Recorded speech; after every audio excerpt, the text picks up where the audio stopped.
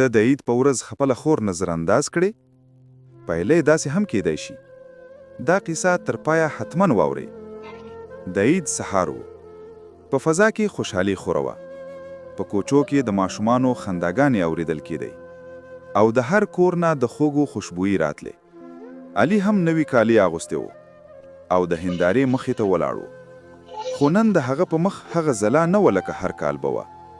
هغه په سوچونو کې ډوب و. په همدې وخت کې د هغه د مور غږ راغی.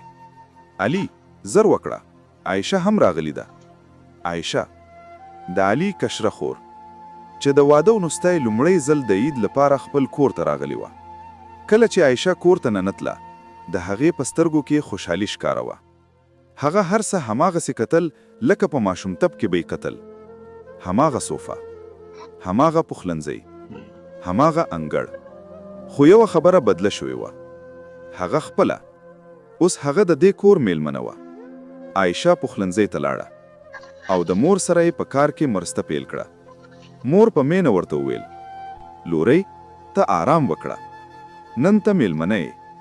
عایشه په نرمه مسکا وویل، مورې لوڼۍ کله هم میلمنې نه وي، یوازې وخت بدل شي. هلته علي بهر ناست و او موبایل یې کاروه. هغه یو ځل هم لاړ نه شو چې له خپلې خور سره خبرې وکړي. په زړه کې عجیب سوچ و. اوس خو هغه د خپل کور شوې ده. دومره توجه ته څه ضرورت دی؟ غرمه شوه. ټول د دسترخوان شاواکو کېناستل. خنداګانې روانې وو. ماشومان شور کوو. خو عایشه چپه وه. هغه کله علي ته کتل، بیا به یې سترګې ښکته کړي.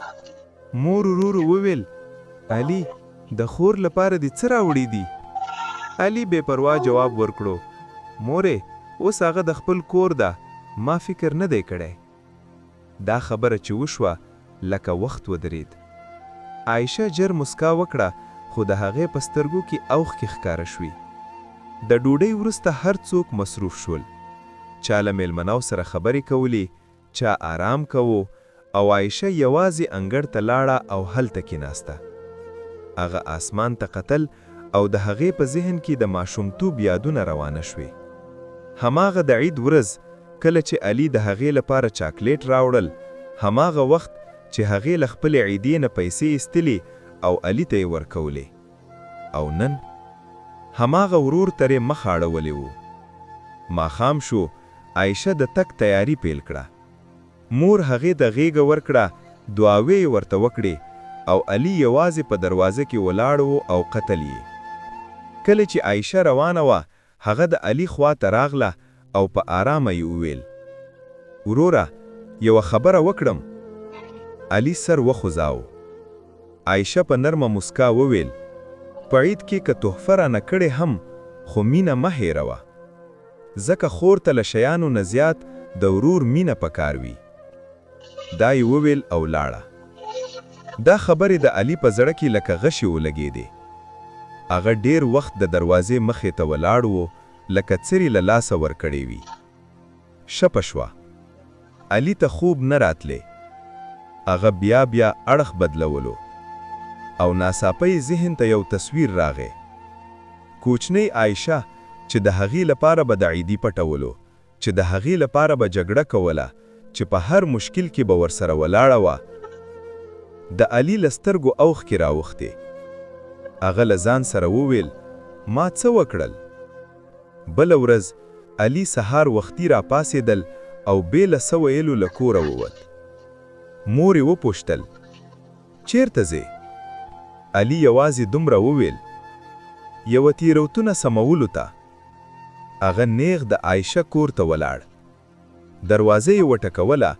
عایشه دروازه خلاصه کړه او حیرانه شوه. وروره ته؟ علي په مسکا یو بکس وړاندې کړو. دا ستا عیدي ده.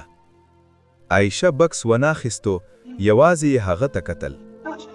علي مخ ته راغی او وویل، او دا واده چې د عید وروسته هم ته زما خور یې، زه به تا هیڅکله هیر نه کړم. د عایشه له سترګو اوښکې روانه شوې.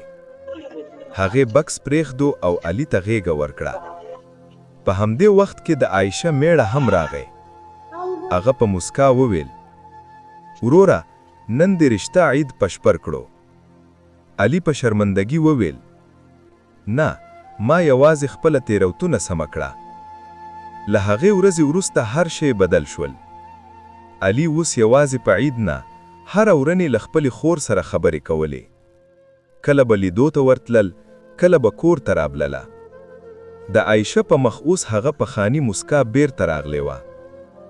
یوه ورځ عایشه وویل وروره اوس داسې احساس کوم چې زه واقعاً په خپل کور کې یم، که هغه می کوي او یا سسرال. علي په مسکا جواب ورکو کور هلته وي چې خپل کسان وي او ته تل زموږ یې. یاد ولرئ عید یوازې د یوې ورځې نوم نه دی، دا د اړیکو ژوند ساتلو نوم دی. خور د واړې وروسته پردې نه کیږي، یوازې کور بدلوي، اړیکه نه. یوازې په عید نه د عید وروسته هم د خپلو خویندو خیال وساتئ. له هغوی سره خبرې کوئ، له هغوی ته وخت ورکړئ، ځکه په دې دنیا کې تر ټولو قیمتي شی احساس دی نه تحفې. که دا قصه مو خوښه شوه ویډیو لایک کړئ، شریک کړئ او چینل سبسکرایب کول مه هیروئ.